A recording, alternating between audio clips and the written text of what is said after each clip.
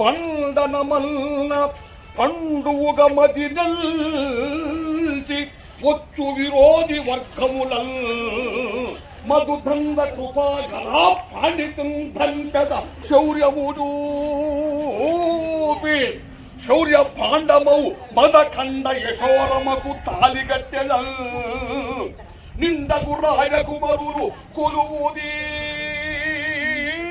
కొలువుదీరగా రాజనీతికి ఖ్యాతికి నేత నేనయ్యదను ఈయడన్